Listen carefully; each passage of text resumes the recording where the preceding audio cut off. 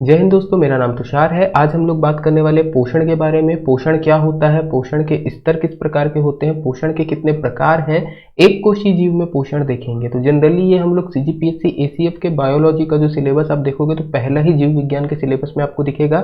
इसके साथ साथ ये मेंस में भी है, पेपर नंबर 4 में। तो पोषण के बारे में जनरली क्वेश्चन आता है, तो पोषण के प्रकार से हम लोग शुरू करेंगे।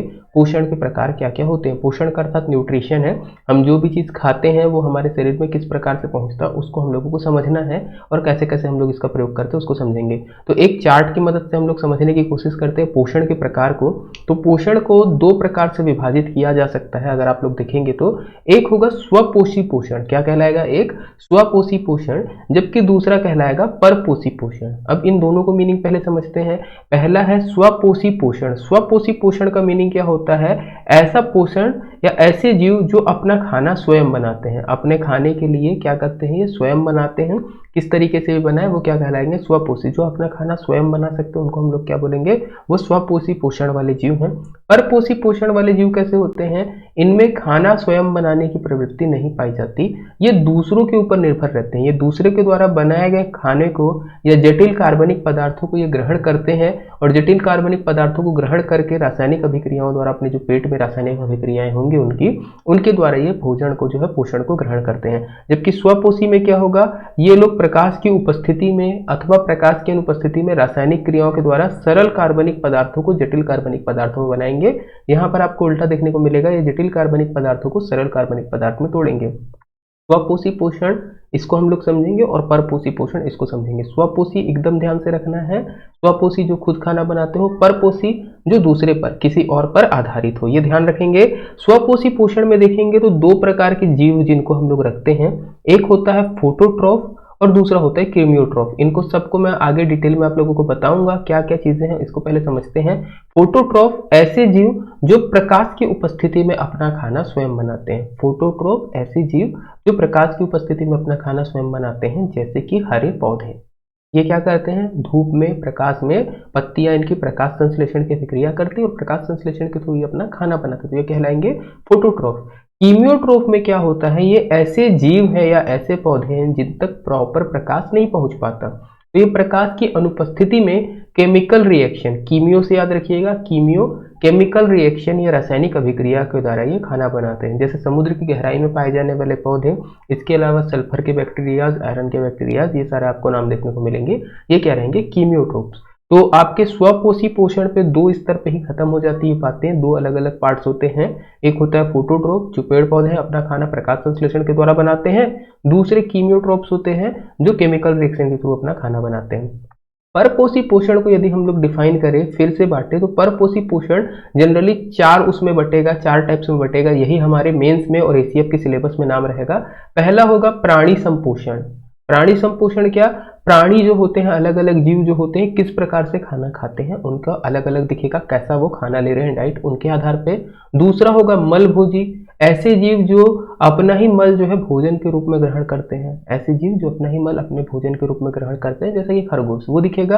परजीवी पोषण में क्या होता है, परजीवी ऐसे कुछ जीव होते हैं जो अपने खाने के ऊपर ही जीवित रहते हैं, या ऐसे बोल सकते हैं अपने खाने के ऊपर ही घर बनाकर रहते हैं, इनको क्या बोलेंगे, परजीवी पोषण में। मृत जीवी क्या होते हैं, मृत जीवी वो जीव होते हैं जो किसी मरी हुई लाश को खाते हैं, मरी हुई लाश को ये लोग क्या करते हैं, खाते हैं, वो कहलाएंगे मृत जीवी। डेड बॉडी को क्या करते हैं ये लोग, जटिल कार्बनिक पदार्थों को सरल में तोड़ेंगे।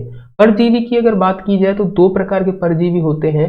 एक जो आपके शरीर के बाहर रहते हैं, जैसे जुए वगैरह हो गए, ये शरीर के बाहर में आपके रहेंगे, इनको कहा जाएगा बाह्य परजीवी। जो शरीर के अंदर पाए जाएंगे, आपकी बॉडी के अंदर पाए जाएंगे जीवों के, उनको कहा जाएगा अंतः परजीवी, जैसे कि फीताकृमि। अब अंतः परजीवी की भी दो प्रजातियां होती हैं, एक होती है अंतः कोशिकीय परजीवी, दूसरी होती है बाह्य कोशिकीय परजीवी। अंतः कोशिकीय परजीवी के बारे में बात करेंगे तो ये कुछ ऐसे होते हैं जो शरीर के अंदर, बॉडी पार्ट के अंदर भी आपके सेल्स के अंदर पाए जाते हैं। जैसे आपके आरबीसी हैं, आरबीसी सेल एक होगी तो आरबीसी के अंदर पाए जाएंगे, ऐसे जीव हैं। जबकि बाह्य कोशिकीय परजीवी क्या है, शरीर के अंदर रहते हैं बट कोशिका के बाहर रहते हैं, जैसे कि फीताकृमि। वापस आते हैं प्राणी संपोषण में, तो प्राणी संपोषण के अलग अलग प्रकार आपको देखने को मिलेगा। कुछ जीव जो शाकाहारी होंगे, अर्थात केवल हरे पौधे पत्तियों को खा के जिंदा रहेंगे। कुछ केवल मांसाहारी होंगे, ये हर्बीवोरस कहलाते हैं शाकाहारी। मांसाहारी कार्निवोरस, मांसाहारी जो केवल मांस खाएंगे, जैसे शेर हो गया, आपके बाकी जीव हो गए, जैसे आपका शेर, चीता, ये लोग केवल मांस खाते हैं। सर्वाहारी या ऑमनीवोरस ऐसे जीव जो केवल दोनों चीज को खा सकते हैं, मतलब शाकाहार भी खा सकते हैं, मांसाहार भी खा सकते हैं, जैसे मानव है, बंदर है, आप और भी जीव ले सकते हैं जो दोनों चीज खाते हैं। इसके अलावा एक होता है रक्तभक्षी जीव। रक्तभक्षी जीव क्या होते हैं? जो खून पीकर जीते हैं। अब वो आपका भी खून पी सकते हैं या किसी और जीवों का खून पी सकते हैं, जैसे मच्छर, जोंक, ये सारे कैसे खून पीकर जीने वाले जीव हैं, तो इनको कहा जाता है रक्तभक्षी। फिर एक आता है स्वजाति भक्षी। स्वजाति भक्षी मतलब अपनी ही जाति को खाने वाले लोग। अपनी ही जाति मतलब जैसे सांप है वो दूसरे सांप को खा रहा है, मछली है वो दूसरी मछली को खा रही है, तो ये हो जाते हैं स्वजाति भक्षी। फिर आता है मृत भक्षी, जो मृदा क्या बोलते हैं, मरे हुए जीवों को खाए। तो ये हल्का हल्का डिटेल है जो मेंस का आपको देखने को मिलेगा या एसीएफ का, इतना ही है आपके पास अगर आप ओवरव्यू ऊपर ऊपर पढ़ते हैं। इसमें कुछ चीज़ों की हम लोगों को फिर डिटेल करना रहेगा। तो हर एक चीज़ को जब हम लोग इस तरीके से समझ लेते हैं लाइन डायग्राम के थ्रू, फिर हम लोग आगे बढ़ते हैं और हर एक चीज़ को अच्छे से समझते हैं। तो फोटोट्रोप की बात आती है, तो फोटोट्रोप जो है यह हमारे स्वजात जो पोषण के प्रकार में जो पहला आता है हमारा स्वपोषी पोषण, मतलब जो अपने से खाना बनाते हैं। ऑटोट्रोपिक न्यूट्रिशन, ऐसे जीव जो अपना खाना स्वयं बनाते हैं, जो स्वयं बना रहे हैं। इसमें दो प्रकार के होते हैं हमारे, एक होते हैं फोटोट्रोप, दूसरे होते हैं कीमियोट्रोप्स, मैंने पहले ही बता दिया है। तो फोटोट्रोप वो जो प्रकाश संश्लेषण करके भोजन बनाते हैं, जैसे एग्जाम्पल में आपको क्या मिलेगा, हरे पौधे जो भी होते हैं, यूग्लिना और वॉलवॉक्स, ये कुछ ऐसे जीव हैं जो प्रकाश संश्लेषण करते हैं, प्रकाश संश्लेषण करते हैं और अपना खाना बनाते हैं। इनको हम लोग क्या बोलेंगे, फोटोट्रोप। ये ऑटोट्रोपिक भी है और फोटोट्रोप है। कीमियोट्रोप क्या होता है, रासायनिक अभिक्रिया द्वारा भोजन बनाते हैं, जैसे कि सल्फर या गंधक के जीवाणु, लोहे के जीवाणु, लेप्टोथ्रिक्स या गहरे समुद्री पौधे। समुद्र में एक निश्चित गहराई के बाद जो है आपका नहीं जाता रोशनी, तब वहां पे वो लोग क्या करते हैं, प्रकाश संश्लेषण तो कर नहीं सकते, तो आपस में जो चीजें मौजूद है उन्हीं से केमिकल रिएक्शन करके अपना खाना बनाते हैं। तो ये हमारे क्या कहलाएंगे, स्वपोषी पोषण। अगर इसमें आप देखेंगे तो ये वाला कुछ है हमारा यूग्लिना का, ऐसे हमारा यूग्लिना दिखेगा। इसके अलावा हरे पौधे जो प्रकाश संश्लेषण करेंगे, ये दोनों प्रकाश संश्लेषण करने वाले हैं। और इसके अलावा अगर आप ये तस्वीर को ध्यान से देखेंगे तो ये क्या है, गंधक का जीवाणु, सल्फर जीवाणु या सल्फर बैक्टीरिया अगर आप बोलेंगे ना, तो ये रहेगा हमारा गंधक का जीवाणु। ये क्या करता है, केमिकल रिएक्शन करता है आसपास की चीजों के साथ और अपना जो है भोजन बनाता है। ये भी खुद भोजन बनाते हैं, सरल कार्बनिक पदार्थों को पकड़ते हैं और अपने भोजन का निर्माण करते हैं। तो ये हो गया स्वपोषी पोषण। नेक्स्ट हम लोग लेवल पे बढ़ेंगे, उम्मीद है आप लोगों को समझ में आ रहा होगा। अगर आप लोगों को समझ में आता है और वीडियो पसंद आती है तो वीडियो को जरूर लाइक करिएगा। चलिए आगे बढ़ते हैं, हम लोग विषम पोषी पोषण पे आते हैं या परपोषी पोषण पे आते हैं, जिसमें सबसे पहले हम लोगों को देखना है प्राणी संपोषण, होलोजोइक न्यूट्रिशन। जो पहला प्रकार होता है विषम पोषी पोषण का, वो होता है होलोजोइक न्यूट्रिशन। इसमें बहुत आसान है, पहला होते हैं इसमें शाकाहारी जीव जो केवल शाकाहार के थ्रू रहते हैं जिंदा, जैसे गाय हो गया, भैंस हो गया, हिरण हो गया, ये सारे शाकाहारी जीव हैं। इसके बाद मांसाहारी जीवों की बात करेंगे तो शेर आ जाएगा आपका, तेंदुआ आ जाएगा, या बाकी और जीवों को आप ले सकते हो जो केवल मांसाहारी रहते हैं। सर्वाहारी जो दोनों को खाते हैं, मानव, बंदर आप ले सकते हैं। कीटहारी जीव आपको देखने को मिलेगा, कीटहारी जो केवल कीड़ों को खा के जिंदा रहते हैं। कीड़ों को खा के जिंदा रहने वाले का एग्जाम्पल क्या है, छिपकली, इसको ध्यान रखिएगा। कुछ जीव होते हैं जो केवल फलों पर जीवित रहते हैं, तो ऐसे जीवों को क्या बोला जाता है, फलाहारी जीव।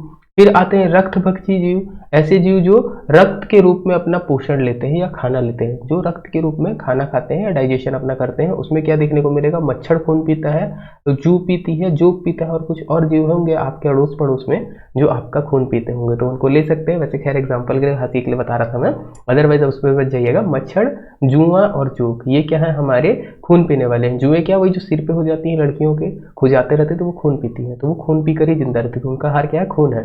स्वजाति भक्षी जीव, ऐसे जीव जो अपनी ही जाति को खाते हैं, जैसे कि सांप।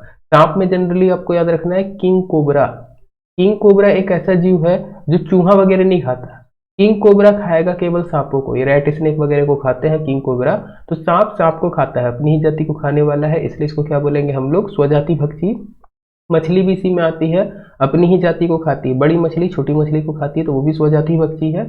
बिच्छू भी बिच्छू को खा लेता है, तो स्वजाति भक्षी जीव है। इसके अलावा मृत भक्षी जीव होते हैं जो मृत मृत मृत लाशें जो रहती हैं हमारी, उनको खाते हैं। इस पे जैसे आपको देखने को मिलेगा चींटी और गिद्ध। चींटी और गिद्ध ऐसे दो जीव हैं जो मृत जीवों को खाते हैं, ये ध्यान रखने वाली बात है। चींटी जो है मृत भक्षी में आती है। फिर जैसे हम लोग आगे बढ़ेंगे इसी में विषम पोषण या परपोषी पोषण में, इसके बाद आता है दूसरा हमारा परजीवी। परजीवी क्या होते हैं? जो दूसरों के शरीर के ऊपर रह के अपना खाना खाते हैं। जैसे इसमें है बाह्य परजीवी, जो शरीर के बाहर रहते हैं, आपकी बॉडी के बाहर, आपके बालों के अंदर छुप के रहेंगे। क्या? खटमल। तो खटमल जो है ये भी खून पीता है और भी चीजों को खाता है, आपके शरीर में ही रह के खाता है, पूरा जिंदगी आपके शरीर में बिताएगा। परजीवी क्या? अपनी पूरी लाइफ किसी जीव के, दूसरे जीव के शरीर में बिता देता है। तो खटमल ये बाह्य परजीवी शरीर के बाहर पाया जाता है। ऐसे ही अंतः परजीवी होते हैं जो शरीर के बॉडी के अंदर रहते हैं। अंतः परजीवी के दो प्रकार हैं, एक अंतः कोशिकी जो कोशिका के अंदर रहते हैं, जैसे कि हमारे प्लाज्मोडियम। ये प्लाज्मोडियम एक जीव होता है जो खून के आरबीसी कोशिकाओं में पाया जाता है, कोशिका के अंदर रहता है। जबकि कोशिका के बाहर और शरीर के अंदर रहने वाला क्या है? फीता कृमि। तो फीता कृमि की बात की रही है या प्लाज्मोडियम की बात करिए, बॉडी के अंदर है। एक एग्जाम्पल बना लेते हैं हम लोग। जैसे मान लीजिए ये कोई मानव है हमारा, चलिए मेरे ड्राइंग पे हंसिएगा नहीं, ये कोई मानव है हमारा। तो मानव के शरीर के बाहर कहीं है, तो ये क्या है? हमारा खटमल। ये भी परजीवी है, ये बाह्य परजीवी है। शरीर के अंदर पेट में है ऐसे लंबे लंबे, ये है फीता कृमि। पेट के अंदर चले गया फीता कृमि। पेट में भी जो हमारा शरीर में खून है, खून की कोशिकाओं के अंदर कौन सा? प्लाज्मोडियम। तो याद रखिएगा, प्लाज्मोडियम या फीता कृमि ये दोनों शरीर के अंदर पाया जाता है। सबसे अंदर पाया जाएगा कोशिकाओं के अंदर प्लाज्मोडियम, फिर फीता कृमि, और शरीर के बाहर रहता हमारा परजीवी कौन सा? हमारा खटमल। ऐसी अगर हम लोग बात करेंगे मृत जीवी, तो चींटी और गिद्ध होते हैं, और मलभोजी जीव जो है हमारा खरगोश होता है। तो इतनी चीजों को हमको पोषण में जानना रहता है कि पोषण के प्रकार क्या हैं। जो शुरू की एक लाइन सिलेबस की वो इतना ही है, इससे ज्यादा जाने की आवश्यकता नहीं पड़ेगी। आगे जैसे हम लोग बढ़ेंगे तो आगे बढ़ेंगे हम लोग पोषण की प्रक्रिया के प्रमुख पद। ये पूछता है मेंस में, पोषण की प्रक्रिया के प्रमुख पद क्या होते हैं। तो जनरली पोषण जो है हमारा 5 प्रक्रियाओं में कंप्लीट होता है। सबसे पहला स्टेप होगा हमारा अंतर्ग्रहण। अंतर्ग्रहण या इंजेक्शन। इंजेक्शन में क्या होता है? जो भी हमारे जीव हैं वो जो भी भोजन लेते हैं वो जटिल कार्बनिक पदार्थ होता है।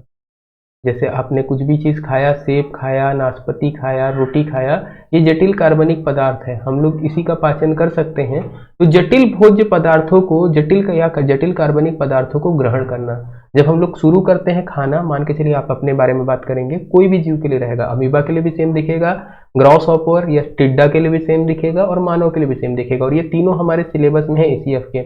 मानव का भी है आपका पूरा पाचन तंत्र, टिड्डे का भी है और अमीबा का भी है। तो आज हम लोग अमीबा तक करेंगे, इसके बाद टिड्डे और मानव का बाद में करेंगे।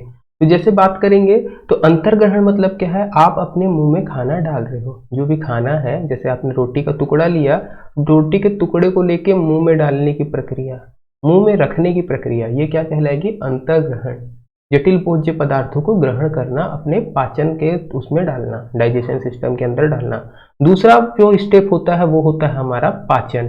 पाचन के बारे में बात करेंगे या डाइजेशन के बारे में बात करेंगे, तो ये जो जटिल कार्बनिक पदार्थ आया है उसको सरल कार्बनिक पदार्थों में तोड़ना। किसके माध्यम से? पाचन ग्रंथियों के माध्यम से सरल भोज्य पदार्थों में तोड़ना।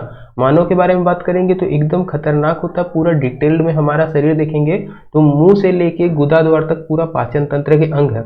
तो मुंह से ही पाचन शुरू हो जाता है। तो मुंह में जैसे हमने रोटी चबाना शुरू किया या सेब चबाना शुरू किया, जो लार मिलती है, ये लार यहाँ से शुरू कर देती है इन कार्बनिक पदार्थों को जो जटिल रूप में है, जैसे ग्लूकोज है या फ्रुक्टोज है, इनको तोड़ना नॉर्मल में, आपके नॉर्मल सरल कार्बनिक पदार्थों में तोड़ना शुरू कर देती है। तो इसी को हम लोग बोलते हैं पाचन। ये होता है पाचन ग्रंथियों के माध्यम से, पूरा पेट से लेके आपका जाएगा। इसके बाद होता है अवशोषण। नेक्स्ट प्रक्रिया क्या होती है? अवशोषण।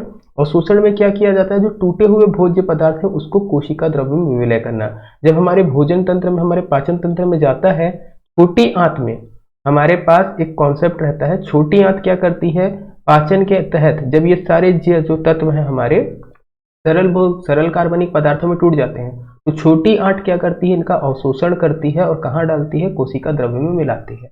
जनरली ब्लड में मिलाती है, ऐसा बोल सकते हैं। तो जो भी पदार्थ हैं हमारे, जो भी सरल पदार्थ हैं, उनको तोड़कर छोटी आंत क्या करती है? अपने में मिलाती है, ब्लड में मिलाती है, उनका अवशोषण करती है। तो सबसे पहले हमने जटिल कार्बनिक पदार्थ, एक कॉम्प्लेक्स वाला कार्बनिक कंपाउंड इस तरीके से लिया, मान लीजिए इस तरीके से हमने एक जटिल कार्बनिक पदार्थ लिया, इसको हमने सरल कार्बनिक पदार्थ में तोड़ा, HC ऐसे हमने सरल कार्बनिक पदार्थों में तोड़ा। अब इसके बाद अवशोषण में क्या होगा? हम इसको एब्जॉर्ब कर रहे हैं, हमारे खून वगैरह में जो है एब्जॉर्ब हो रहा है, ये कार्बनिक पदार्थ हमारे कोशिका द्रव्य में मिल रहा है। इसके बाद आता है स्वांगीकरण। अब ये हमारे शरीर में खून में तो मिल गया है, इसके बाद जहां पर इनकी आवश्यकता है वहां तक पहुंचाने का काम क्या कहलाता है, हमारा स्वांगीकरण। कोशिका द्रव्य में विलित भोज्य पदार्थों को आवश्यक अंगों द्वारा उपयोग में लाना। समझिएगा, जैसे ये हमारी बॉडी है, हमने खाया मुंह से लिए जब हम खाना शुरू किए तो ये था हमारा अंतःग्रहण। क्या था, अंतःग्रहण। हमने भोजन को मुंह से अंदर लिया, मुंह से अंदर लेने के बाद पूरे हमारे डाइजेशन सिस्टम में जब हमारे पेट में इस चीज को तोड़ा जाएगा केमिकल्स के द्वारा, एसिड्स के द्वारा, तो वो कहलाएगा पाचन। छोटी आंत के द्वारा इसको खून में मिला दिया जाएगा, वो क्या कहलाएगा, अवशोषण। अब इसके बाद जहां पर भी जरूरत है, जैसे मान लीजिए आपके हाथ में कट लगा है तो उसको रिपेयर करने के लिए ज्यादा पोषण की आवश्यकता है, या आप जिम जा रहे हैं, आप बॉडी बना रहे, तो बॉडी बना रहे हो आप, अगर आज मार के आते हो डोले का, अपने मसल्स के मार के आते हो डोले के लिए, तो डोले तक पोषण पहुंचाने की आवश्यकता है, तो खून की मदद से वो आपके डोलों तक पहुंचेगा। क्या चीज, ये जो सरल कार्बनिक पदार्थ हो गया है वो, इस जो रास्ते को या इस प्रक्रिया को हम लोग क्या बोलेंगे, स्वांगीकरण कहेंगे। ध्यान रखिएगा, इसको क्या बोलेंगे, स्वांगीकरण बोलेंगे। पहुंच गया आपके वहां पर, रिपेयरमेंट का काम हो गया, ये हो गया स्वांगीकरण। अब कुछ भोज्य पदार्थ ऐसे होंगे जिनको हमारा क्या बोलते हैं, शरीर ग्रहण नहीं कर पाएगा, या ऐसी चीजें जिनको हमको आवश्यकता नहीं है। तो भोज्य पदार्थों के साथ आई हुई ऐसी चीजें जिनको हमको आवश्यकता नहीं है वो हमारे शरीर से बाहर एग्जिट हो जाएंगी, इसको हम लोग क्या बोलेंगे, बहिष्करण। तो पोषण की प्रक्रिया में ये 5 पद जरूर रहते हैं, आपको एक बार और समझिएगा। अंतःग्रहण, आपने मुंह से लिया अंदर की तरफ, अंतःग्रहण करने के बाद आप जो जटिल पदार्थ थे उसको क्या कर रहे हो, केमिकल्स के थ्रू सरल भोज्य पदार्थों में आपने तोड़ा, ये है पाचन। इसको शरीर से एब्जॉर्ब करना, शरीर में एब्जॉर्ब करना, शरीर में खून में एब्जॉर्ब करना, कोशिका द्रव्य में एब्जॉर्ब करना, ये क्या है, अवशोषण है। और खून के माध्यम से पूरे शरीर तक पहुंचाना, यह है स्वांगीकरण, जहां आवश्यकता है। उसके बाद जो चीज बच गया उसको बाहर निकालना, ये होता है बहिष्करण। तो पोषण के ये प्रमुख पद हैं, मेंस में भी पूछता है हमारा, एसीएफ में भी लिखा हुआ, तो एसीएफ में भी पूछने की संभावना रहेगा, तो ये पोषण के पद को ध्यान रखिएगा। चलिए, पोषण के पद अगर हो गए हैं तो इसी से रिलेटेड है हमारा अमीबा। अमीबा में कैसे खाना होता है उसको हम लोग देखते हैं। तो जैसे मान के चलिए ये हमारा अमीबा है, अमीबा एक कोशिकीय जीव है, मतलब पूरा काम उसका एक सेल के द्वारा ही होने वाला है, एक ही कोशिका रहेगी उसकी, उसके लिए कोई डेडिकेटेड अंग नहीं रहेगा कि उसका मुंह अलग है, कान अलग है, नाक अलग है, ऐसा कुछ नहीं होता, केवल एक कोशिका में रहता है वो जीवित, एक केंद्रक आपको दिखेगा। मान लीजिए अमीबा किसी चीज को खाने वाला है, पैरासाइट्स वगैरह को खाने वाला है, ये उसका खाद्य कण है। अमीबा इसको देखा, अमीबा को महसूस हुआ कि इसके पास में खाद्य कण रखा हुआ है, तो अमीबा क्या करेगा, सबसे पहले उसके पास जाएगा और अपने शरीर को कुछ इस प्रकार से फैलाएगा, इस तरीके से अपने शरीर को फैलाएगा कि उसको वो अंदर ले सके। जब इस प्रकार से फैलाता है तो इस भाग को हम लोग बोलते हैं पादाभ या कूटपाद। अमीबा ये वाले कंडीशन को क्या बोलते हैं, कूटपाद। कूटपाद के थ्रू जो है अपना वो आगे करता है, मुंह तो है नहीं कि वो ले सके, तो अपने शरीर में कूटपाद बनाता है जिसके थ्रू वो अपना आगे करता है। इसके बाद क्या करता है, ये कूटपाद को बंद करने की कोशिश करता है, जिससे ये वाले एरिया को हम लोग क्या बोलेंगे, खाद्य रिक्तिका। ये वाला जो खाली स्थान होगा खाद्य रिक्तिका होगा। उसके बाद वो क्या करेगा, उसको भी कवर अप करेगा और अपने पेट में डाल लेगा। तो अगर यहां से यहां तक समझे पोषण के पद को, तो ये वाली जो पूरी प्रोसेस है ये अंतःग्रहण है। क्या है, अंतःग्रहण। ये पोषण के लिए अपने भोजन को अंदर लेने की कोशिश कर रहा है। अंतःग्रहण करने के बाद इसके पेट में खाना चले गया। अब ये खाना क्या होगा, छोटे छोटे भोज्य पदार्थों में टूटेगा और छोटे छोटे कार्बनिक पदार्थों में टूट के इसके शरीर में मिल जाएगा। फिर जो चीज बचेगी वो सेम ऐसे ही कूटपाद के थ्रू ऐसे वो बाहर निकल जाएगी। तो ये प्रोसेस को आप रिपीट कर देंगे तो वो क्या हो जाएगा, बाहर निकलने वाला काम बन जाएगा। तो इतना ही था, छोटा सा एक वीडियो था, हम लोग इसको लाइव लेके आने वाले थे, बट कुछ कारण से अभी इसको रिकॉर्डिंग में लेकर आ रहे हैं। आगे का सेशन जो चिड्डे का होगा हमारा, या मानव पाचन तंत्र होगा, हम कोशिश करेंगे उसको लाइव सेशन में आपके साथ डिस्कस करें। इसके लिए आपको करना क्या है, ज़्यादा से ज़्यादा अगर आपको वीडियो पसंद आती है, आप ज़्यादा से ज़्यादा लोगों तक शेयर करिए। चैनल पर आप पहली बार देख रहे थे, सब्सक्राइब जरूर करके जाइएगा और बेल नोटिफिकेशन को ऑन रखिएगा ताकि आप तक की अपडेट हमेशा पहुँचते रहे। तो इतना ही था आज की वीडियो के लिए, धन्यवाद, जय हिंद।